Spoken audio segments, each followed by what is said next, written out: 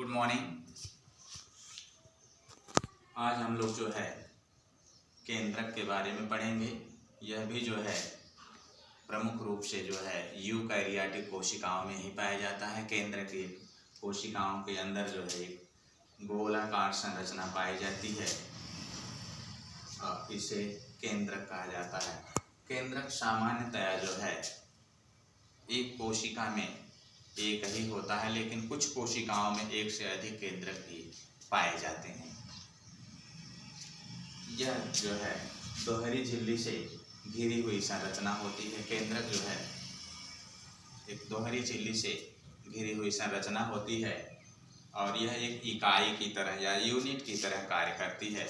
इसकी खोज सर्वप्रथम रॉबर्ट ब्राउन ने 1831 ईस्वी में की थी। केंद्रक की खोज सर्वप्रथम रॉबर्ट ब्राउन ने 1831 ईस्वी में किया था। केंद्रक में सामान्यतया 4 भाग पाए जाते हैं, या कह लीजिए केंद्रक 4 भागों से मिल करके बना हुआ होता है। उसमें केंद्रक का सबसे बाहरी भाग जो होता है उसे केंद्रक कला या झिल्ली कहते हैं, जिसकी सहायता से यह घिरा हुआ होता है। बाहरी झिल्ली और भीतरी झिल्ली, 2 झिल्लियाँ 2 परतों की बनी हुई होती है, इसे केंद्रक झिल्ली। तो दोनों झिल्लियाँ जो है एक यूनिट या इकाई झिल्ली का कार्य करती हैं। तो यह इकाई झिल्ली जो होती हैं या केंद्रक कला जिसे हम लोग कहते हैं, यह सेलेक्टिवली परमिएबल होती है, या कह लीजिए चयनात्मक पारगम्य होती हैं। यह झिल्ली जो है कोशिका द्रव्य और केंद्रक द्रव्य दोनों को अलग करने का कार्य करती है। केंद्रक के झिल्ली के अंदर का जो भाग होता है उसे केंद्रक द्रव्य कहते हैं, उसके बाहर का भाग केंद्र कोशिका द्रव्य कहलाता है। तो दोनों को अलग करती है, जिससे जो है, और यह केंद्रक झिल्ली जो होती है बीच बीच में टूटी हुई होती है, जिसकी सहायता से पोषक पदार्थों या अन्य पदार्थों का केंद्रक द्रव्य और कोशिका द्रव्य के अंदर और बाहर आदान प्रदान होता है। यह जो है केंद्रक द्रव्य या कोशिका झिल्ली जो है कोशिका द्रव्य से अलग करने का कार्य करती है। इसी से के अंदर का भाग जो होता है एक तरल दानेदार, या कह लीजिए इसमें प्रोटीन, आरएनए, राइबोसोम्स, डीएनए या आनुवंशिक पदार्थ, अन्य पदार्थ इसी जो है केंद्रक द्रव्य में क्रोमेट जो है कि केंद्रकीय प्रोटीन्स सभी उपस्थित होते हैं। इसके बाद इसका दूसरा भाग जो होता है केंद्रक कला के केंद्रक द्रव्य कहा गया है, जो दोनों झिल्लियों से घिरा हुआ भाग होता है उसे केंद्रक द्रव्य कहते हैं। केंद्रक द्रव्य सामान्यतया जो है इसमें प्रोटीन, आरएनए, हमने आप लोगों को अभी भी बताया कि ये सभी पदार्थ स्थित होते हैं। आनुवंशिक पदार्थ या गुणसूत्र, डीएनए जिसे हम लोग कहते हैं, और इसी में तो ये जो है केंद्रक द्रव्य है। उसके बाद तीसरा भाग जो होता है केंद्रक में ही एक गोलाकार संरचना होती है, जिसे केंद्रिक कहते हैं। इसकी खोज फोंटाना ने किया था। यह आरएनए और प्रोटीन की बनी हुई होती है। इसके बाहर जो है केंद्रक झिल्ली नहीं पाई जाती, या कोई झिल्ली का आवरण नहीं पाया जाता है। केंद्रिक के बाहर कोई आवरण नहीं पाया जाता है,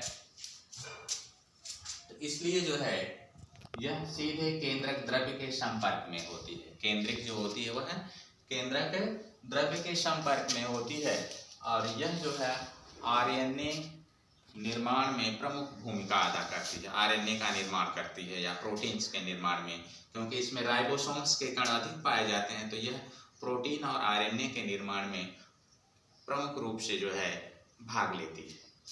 इसके बाद आपका अंतिम जो चौथा भाग इसमें केंद्रक का होता है क्रोमैटिन पदार्थ या आनुवंशिक पदार्थ या गुणसूत्र जिसे हम लोग कह लेते हैं एक आम भाषा में। केंद्रिक पदार्थ केंद्रक के बीच में आप लोग देख रहे हैं कि एक उलझी हुई धागे की तरह की संरचना दिखाई देती है, इसे जो है क्रोमैटिन पदार्थ कहते हैं। क्रोमैटिन पदार्थ या आनुवंशिक पदार्थ यह जो है गाढ़े और हल्के रंग के 2 के होते हैं, तो हेट्रोक्रोमैटिन और यूक्रोमैटिन कहते हैं उन्हें। ये आनुवंशिक पदार्थ जो है या क्रोमैटिन पदार्थ हैं यह, और एक चीज ये जान लीजिए, केंद्रिक जो होती है कोशिका विभाजन के समय समाप्त हो जाती है।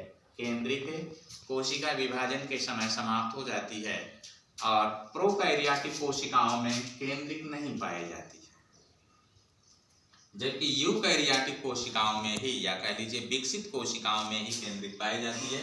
तो क्रोमैटिन पदार्थ यह जो है सब में पाए जाते हैं, कह लीजिए आनुवंशिक पदार्थ। यह एक धागे जैसी उलझी हुई संरचना होती है, इसीलिए इसे इन्हें क्रोमैटिन पदार्थ कहते हैं। यह कोशिका विभाजन के समय क्रोमैटिन पदार्थ संकुचित होकर के कोशिका विभाजन होने के समय जो है यह गुणसूत्र जिसे हम लोग कहते हैं उसका निर्माण करते हैं।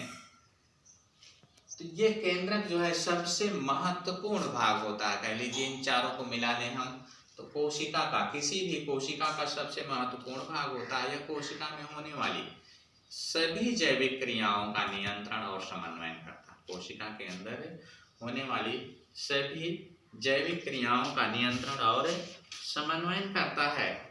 कोशिका में जो है जितनी भी क्रियाएं होती हैं सबको जो है केंद्रक संचालित करता है। यह आनुवंशिक पदार्थों का आदान प्रदान भी करता है। केंद्रक आनुवंशिक पदार्थों का आदान प्रदान करता है, जिससे एक पीढ़ी से दूसरी पीढ़ी में, क्योंकि केंद्रक में ही जो है डीएनए पाया जाता है या गुणसूत्र पाया जाता है। यही गुणसूत्र, क्योंकि गुणसूत्रों में ही जो है जो लक्षण होते हैं, आनुवंशिक लक्षण निहित होते हैं, तो एक पीढ़ी से दूसरी पीढ़ी में पहुंचाए जाते हैं। तो इसलिए हम लोग ये मानते हैं कि केंद्रक का कार्य जो है यह आनुवंशिक पदार्थों को एक पीढ़ी से दूसरी पीढ़ी में पहुंचाने का भी होता है। तो यह जो है यह आनुवंशिक पदार्थों के वंशागति के लिए भी जो है यह उत्तरदायी होता है। एक और जो है इसका कार्य है, यह कोशिका विभाजन में भी सहायक होता है। क्या कह लीजिए केंद्रक का ही विभाजन, कोशिका विभाजन में केंद्रक का ही विभाजन होता है, जिससे एक कोशिका से दो कोशिकाएं बनती हैं। तो इससे सीधी सीधी बात है कि नई कोशिकाओं का निर्माण या कह लीजिए नए जीवों का निर्माण जो है केंद्रक के द्वारा होता है। ये सभी जो है केंद्रक के कार्य हैं।